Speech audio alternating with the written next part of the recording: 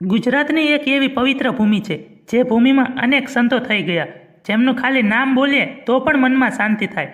મારે આજે એક એવા સંતની વાત કરવી છે કે જેમણે રાષ્ટ્રીય સંતનું બિરુદ મળેલ છે, જેમણે ભક્તિના પંથની સાથે સાથે દેશની પણ સેવા કરેલી છે. એવા જ સૌરાષ્ટ્રના એક સંત જેમનો આશ્રમ ભાવનગર પાસે બગદાણામાં આવેલ છે, જેમણે ફક્ત ભારતના જ નહીં પણ આખી દુનિયાના લોકો જાણે છે, જેના લીધે આજે બગદાણા એક ધામ બની ગયું છે, જ્યાં લાખોની સંખ્યામાં ભાવિક ભક્તો પોતાની શ્રદ્ધા અને આસ્થા લઈને આવે છે. બજરંગદાસ બાપા આ બધાના દુઃખ મટાડે છે, જેમને બાપા સીતારામના હુલામણા નામથી ઓળખે છે. ઈસવીસન 1906નું વર્ષ હતું. ભાવનગરમાં અધેવાડા ગામમાં હીરદાસજી અને શિવકુંવરબા નામે રામાનંદી કુટુંબ રહેતું. શિવકુંવરબા સગર્ભા હતા. તેઓ એક વખત પોતાના પિયર જતા હતા, ત્યારે રસ્તામાં જ તેમણે પ્રસૂતિની પીડા ઉપડી. ત્યાં બાજુમાં એક ઝાંઝરિયા હનુમાનજીનું મંદિર હતું. આજુબાજુની બહેનો ભેગી થઈ શિવકુંવરબાને મંદિરની એક ઝૂંપડીમાં લઈ ગયા. ત્યાં મંદિરમાં હનુમાનજીની ઝાલર આરતી રણકવા માંડ્યા. આવા શુભ પ્રસંગે તેમણે એક બાળકને જન્મ થયો. રામાનંદી સાધુ હોવાના કારણે નામ રાખ્યું ભક્તિરામ. નાનપણથી જ ભક્તિરામના મનમાં માતા પિતાના સંસ્કાર હતા. ખરેખર તેમના નામ પ્રમાણે તેમના ગુણ પણ હતા. એક સવારે ભક્તિરામ મોડે સુધી સૂઈ રહ્યા તો પિતા હીરદાસ અને માતા શિવકુંવરબા એમને આવીને જગાડ્યા, અને ત્યાં જુએ છે તો બાજુમાં એક એમનો દોસ્ત હોય એવી રીતે એક સાપ બેઠો હતો. પછી એમણે જરૂર મનમાં એવું થયું કે ભક્તિરામ શેષ નારાયણના અવતાર હોવા જોઈએ. ભક્તિરામને ભક્તિની એવી માયા લાગી કે તેઓ 2 ધોરણ સુધી જ ભણ્યા અને 11 વર્ષની ઉંમરે ખાકીની જનતમાં જેમના ગુરુ સીતારામ બાપુ પાસેથી દીક્ષા લઈ અને સમાધિમાં લીન થઈ ગયા. પરમ તત્વ અને યોગ સિદ્ધિ પ્રાપ્ત કરી ભક્તિરામ તેમના ગુરુને ગુરુ દક્ષિણા આપવા માટે ગયા. ત્યારે ગુરુ સીતારામ ભક્તિરામને ઓળખી ગયા અને કહ્યું, મારે તમારી પાસે લેવાનું ન હોય, મારે તો તમને દેવાનું હોય. ખરેખર તમે મારા ગુરુ છો. આ સાંભળી ભક્તિરામ બોલ્યા, તમે જો ખરેખર મને કંઈક આપવા ઈચ્છતા હોય તો મને એવું આપો કે મારા રૂએ રૂએ રામનું નામ શરૂ રહે. ત્યારથી સીતારામજીએ તેમણે એવું નામ આપ્યું કે આજથી તમારું નામ બજરંગી. જાઓ, દુનિયામાં ભ્રમણ કરો અને દુખિયાની સેવા કરો.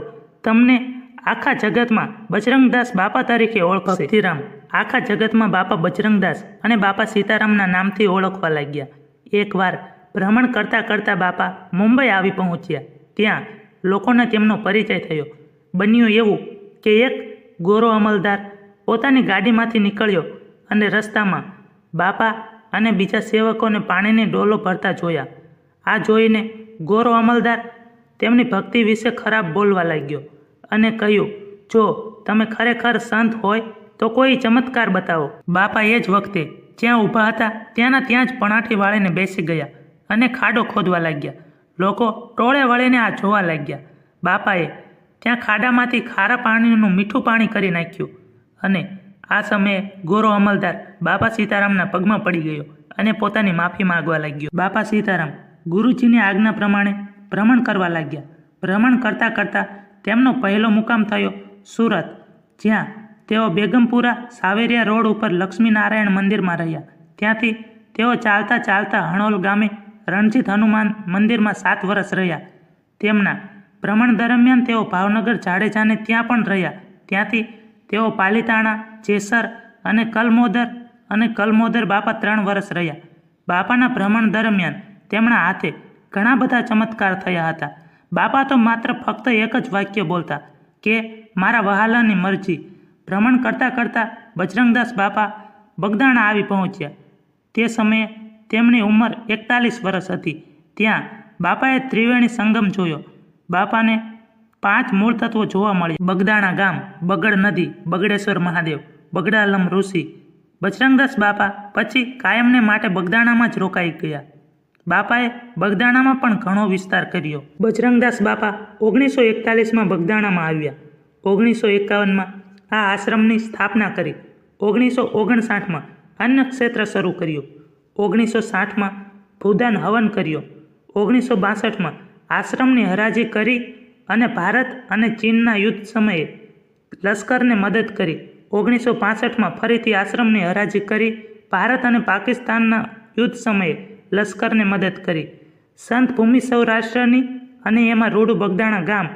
બાપા બજરંગદાસ બિરાજતા અને રટતા સીતારામ. બગદાણા જવા માટે અમદાવાદથી ડાયરેક્ટ એસટી બસ મળે છે, તેમજ ભાવનગર અને તળાજા વગેરે સ્થળેથી પણ બસની સગવડ છે. બગદાણામાં આજે માત્ર 2 ઉત્સવો ઉજવવામાં આવે છે. એક બજરંગદાસ બાપાની પુણ્યતિથિ જે પોષ મહિનાની વદ ચોથ છે, અને બીજો ઉત્સવ અષાઢ મહિનાની પૂનમ એટલે કે ગુરુ પૂર્ણિમા. આ ઉત્સવમાં લાખો યાત્રાળુઓ ઉમટી પડે છે. અહીં આવેલ દરેક ભક્ત પ્રસાદીના લાભ વગર કોઈ પાછા ફરતા નથી. હાલ બગદાણા આશ્રમનું સંચાલન મંજી બાપાની દેખરેખ હેઠળ થઈ રહ્યું છે. સૌ ભક્તો ત્યાં બાપાનો મહાપ્રસાદ લે છે અને મહાપ્રસાદ રોજ આખો દિવસ શરૂ રહે છે. આમ ભારતના ઇતિહાસમાં એક સેવાભાવી અને રાષ્ટ્રીય સંત એવા બજરંગદાસ બાપા સૌને રડતા મૂકીને પૌષ મહિનાની વદ ચોથના દિવસે દેવ થઈ ગયા. બાપા સીતારામની મઢુલી બાપા વગરની સૂની થઈ ગઈ. એ સમયે આખું બગદાણા ગામ, બગડ નદી, વનની વનરાઈ શાંત થઈ ગઈ. પશુ પંખીઓએ પણ પોતાનો કિલ્લોલ છોડી દીધો હતો. બગદાણા ગામ ધીરે ધીરે પ્રખ્યાત થતું જાય છે. ભક્તો પોતાની માનતા લઈને અહીં આવે છે અને બજરંગદાસ બાપા સૌની માનતા પૂરી કરે છે. હું તો એમ કહું છું કે એક વખત બગદાણા જાજો, તમારો ભવનો ફેરો પલટાઈ જશે. જય બાપા સીતારામ.